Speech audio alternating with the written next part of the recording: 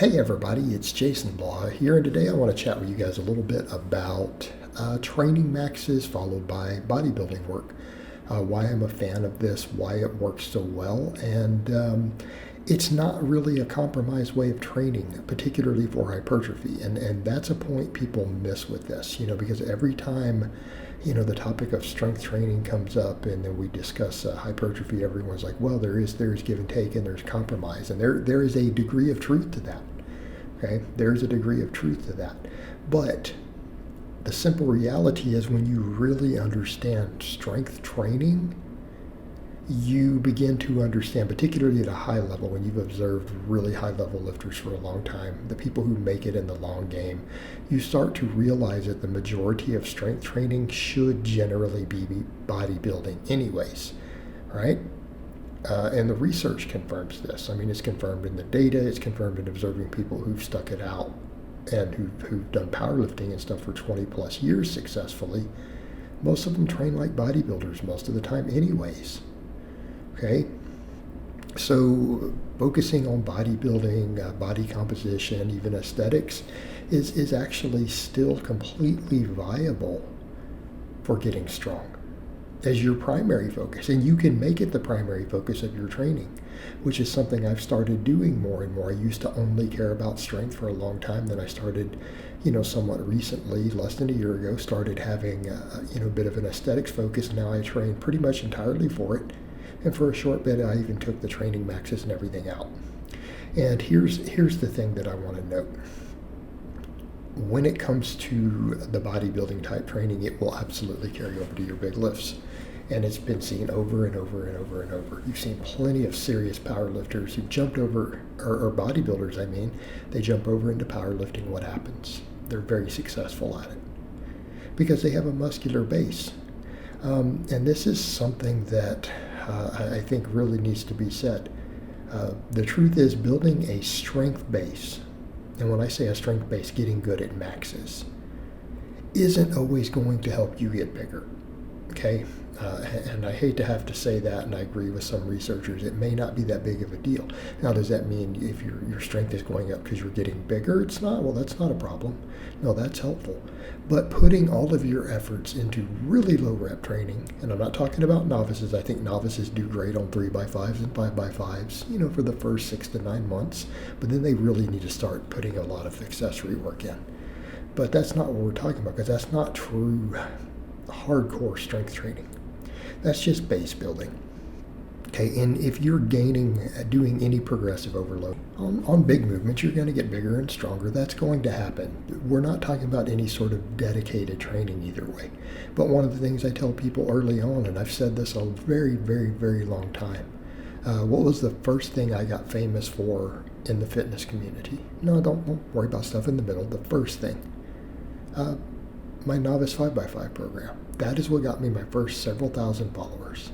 And it was just taking some popular 5x5 methods and adding curls and some other smaller movements in for higher reps. And it worked like a charm. Okay, it worked like a charm. And a lot of people would see that and say, oh, well, that's pretty normal now, but at the time it wasn't. Hence why it made me popular back then. So that was the first thing that put me on the map. So just so that we're aware historically, that is a position I took well over a decade ago. So the point is, that's not what we're talking about, though. We're talking about as we get further along, what I'm saying is the longer you've been training, the more of your training should be focused towards maximizing hypertrophy, period. Okay? And that is really how you build your strength ceiling anyways. And then you're probably going to look better. So here's what I would say to people. Just focus on hypertrophy. Okay? Focus on hypertrophy. Spend most of your time doing 10 plus reps. Now, if you're more an intermediate, you can get away with more 4s and 5s and stuff still. Sure, absolutely. But as you get more advanced, I'm going to recommend you go further and further in that direction. Because you're going to need it, because you're not going to get neural drive and all this stuff to a great extent anymore. And too much heavy lifting just beats you up. And it doesn't make you much stronger beyond the muscle growth it gives. Okay? And this is a point I've made even with assistance exercises. I think assistance exercises, to some extent, barring true weak points, are overrated outside of their ability to just get you bigger. And you don't have to do those specific assistance movements to do that. Anything that gets you bigger is going to make you stronger. So the point is, make your training bodybuilding training. Okay? And then if you want to get strong, and again, I would say to guys who are like, but I just want to get bigger. Are you sure you don't want to get, what if it doesn't cost you anything? And I think that's where the situation comes up. People think that it's going to cost them something. Training maxes don't cost you significant recovery. They're not going to cost you muscle growth. They're not going to cost you any of that because they're so low intensity. So look at the training maxes I'm doing in this. These are really not that heavy for me. And I would say if you're reasonably advanced, anything above about 80%, 85% of your 1 rep max is going to produce a neural drive response. It is going to carry over to your ability to max out. Now, if you're not advanced, you probably need to hit 90% or a little above, but if you've been training 5+ years hard, you don't have to do that. It's going to carry over, and it will carry over if you even decide to do a powerlifting meet. You think you will find that your maxes on the platform, if you just do easy training maxes like you see me doing here, will absolutely carry over to much bigger numbers when you do need to hit a true max. But just focus on technique, form, long pauses on the benching, deep squats. Make sure that they're just clean, pretty powerful reps with a moderately heavy weight for 1 rep.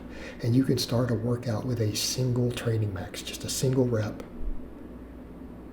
on one of your big movements. It will build plenty of neural drive, it will build plenty of strength while comprising less than 5 minutes of your workout. It will just be a blip on the radar. It's almost a warm-up. It is almost a warm-up, and that's really how I treat it. And then everything else is bodybuilding work. Mostly 10 to 20 reps, some stuff even higher. Come in and do all your, your wide grip benching, your incline benching, your pull-ups, your machine leg work, your leg presses, your leg extensions, hamstring work, curls. Do all of it.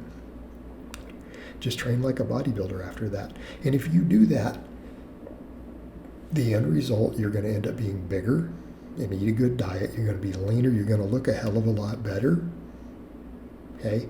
But if you do the training maxes to start, you're going to develop just as much strength, if not as much, but very close to what a serious powerlifter would with their training. But because you have the better body composition and the better muscle mass, you're going to bridge the gap anyways, because that's already going to raise your strength ceiling. Okay? And it's not really a hybrid. It is simply saying, look, a little bit of training maxes are all that we need to get really strong, and just focus everything else into body composition. You're going to have less injuries, you're going to look better, and you're going to be just as strong. All right, guys, but that's really all I have to say on that today. I hope it's been informative, and I'll talk to you guys next time.